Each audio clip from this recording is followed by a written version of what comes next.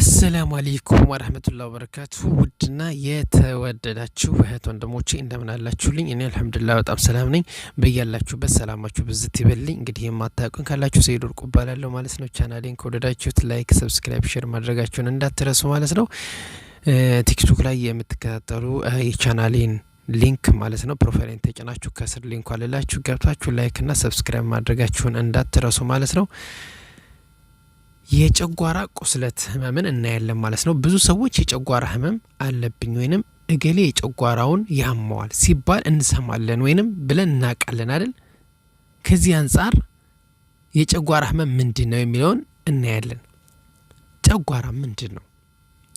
ጨጓራ ማለት በሰውነታችን ውስጥ ከምግብ ማስተላለፊያ ቱቦ እና ትንሹ አንጀት መካከል የሚገኝ በዋነኛነት ምግብን ለመፍጨት የሚያገለግል ውስጥ አካል ነው።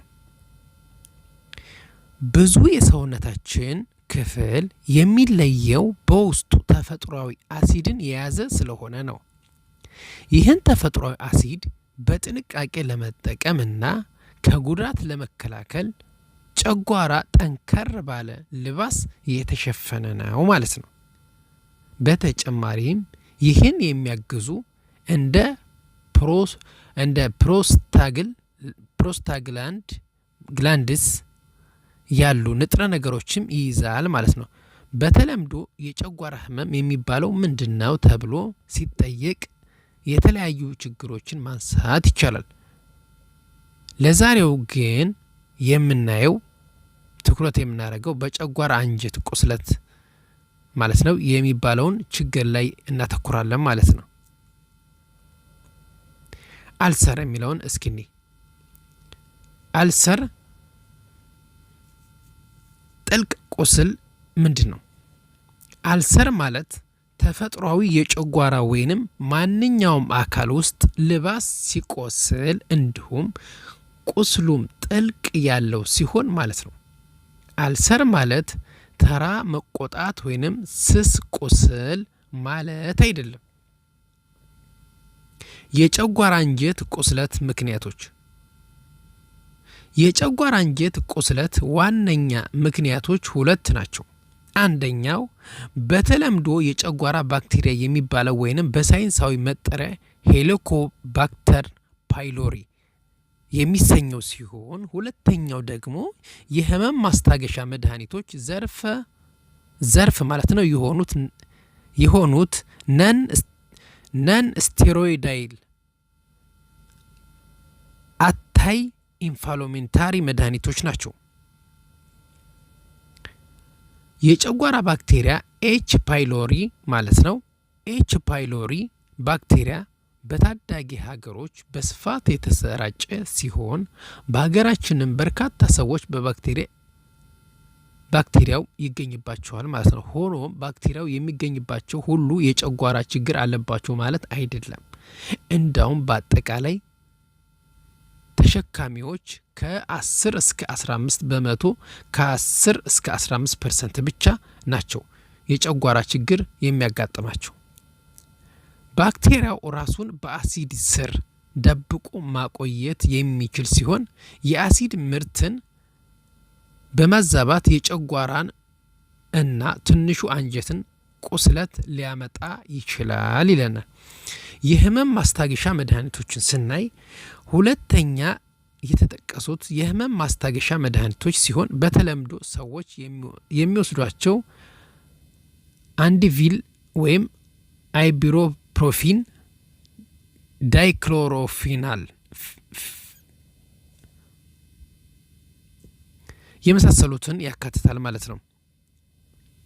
እነዚህን ሰዎች በስፋት አንዳንዴም ያለ ሐኪም ትዕዛዝ ለራስ ምታት፣ ለቁርጥማት፣ ለጀርባ ህመምና መሰል ችግሮች ይወስዷቸዋል ማለት ነው። ሆኖም እነዚህ መድኃኒቶች የጨጓራ አሲድ መከላከያዎችን ስለሚያከሽፉ አንዳንድ የጨጓራ ቁስለት ሊያመጡ ይችላሉ ማለት ነው። የጨጓራ መቁሰል ምልክቶችን ስናይ ሰዎች የጨጓራ ቁስለት ሲኖራቸው በአብዛኛው የሆድ ክፍል ላይ ተደጋጋሚ ህመም ያጋጥማቸዋል። ይህም በሁለት ግራና ቀኝ ጎኖች መሃል ከእምብርት ከፍ ብሎ ያለው ቦታ በዋነኛነት ያካትታል። ቁስሉ በዋነኛነት በትንሹ አንጀት የመጀመሪያ ክፍል ላይ ከሆነ ህመምተኞች ምግብ ሲበሉ ጊዜያዊ እፎይታ ሊሰማቸው ይችላል። በተቃራኒው የጨጓራ ቁስለት ብቻ ከሆነ ምግብ በሚበላበት ጊዜ ህመሙ ሊባባስ ይችላል። ህመሙ እየተባባሰ ሲመጣ ማስታወክ ሊመጣ ይችላል። ሲከፋ ደግሞ ደም የቀላቀለ ማስታወክ ሊከሰት ይችላል።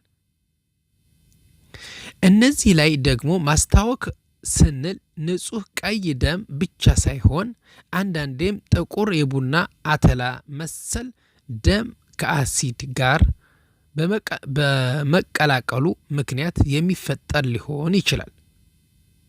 ይህ ጥቁር ደም አንዳንዴም አንጀት ውስጥ በመቆየት ማለት ነው ምክንያት ከሰገራ ጋር ሊወጣ ይችላል።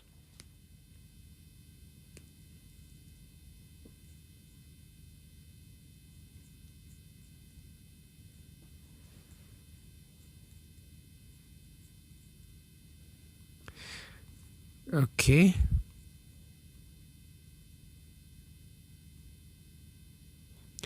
እሺ ምርመራ እናያለን። ምርመራው ማለት ነው የጨጓራ ህመም ሲኖር ወደ ጤና ተቋም ጎራ ብሎ መታከም ያስፈልጋል ማለት ነው። ብዙ የምርመራ አማራጮች ስላሉ የጤና ባለሙያን ተገቢውን ሂደት ተከትሎ ምርመራ ማድረግ ያስፈልጋል። ቀለል ያለ ችግር ከሆነ ብዙ ጊዜ ጥቂት ምርመራዎች በማድረግ በመድኃኒት ማከም ይቻላል ማለት ነው። በጠና ሊታመሙ እድሜያቸው ለገፋ እንዲሁም የደም መድማት ላላቸው ሰዎች ግን የኢንዶስኮፒ ምርመራ በተለምዶ ያስፈልጋል ማለት ነው። የኢንዶስኮፒ ምርመራ ማለት በቀጭን ቱቦ መልክ በተሰራ ካሜራ ወደ ጨጓራ ዘልቆ በመግባት ውስጣዊ የጨጓራና አንጀት ክፍልን መመልከት ማለት ነው። በዚህ ምርመራ የቁስሉን ጥልቀትና ስፋት ገፋ ሲልም የሚደሙ ቁስሎችን ማስቆም ይቻላል ማለት ነው። ህክምናውን ስናይ ብዙ ሰዎች ለቁስለት ህክምና በሚሰጡ መድኃኒቶች ይድናሉ ማለት ነው።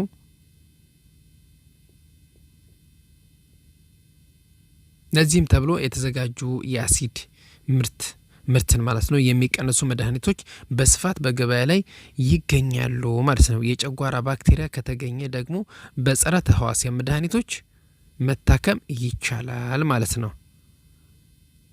መከላከያ መሰል የጨጓራ ችግርን ለመከላከል ከሚረዱ ነገሮች አንዱ አስፈላጊ ያልሆነ የህመም ማስታገሻ መድኃኒቶችን ከመውሰድ መቆጠብ ነው ማለት ነው። እነዚህ መድኃኒቶች ከተወሰዱም ከተፈቀደው መጠን በላይ አለመውሰድ ይመከራል። ምግብና ውሃንም ንጽህና በጥንቃቄ በመጠበቅ ከጨጓራ ባክቴሪያ መከላከል ይቻላል ማለት ነው። እሺ ጥንቃቄ ያስፈልጋል ለሁሉም ነገር ማለት ነው።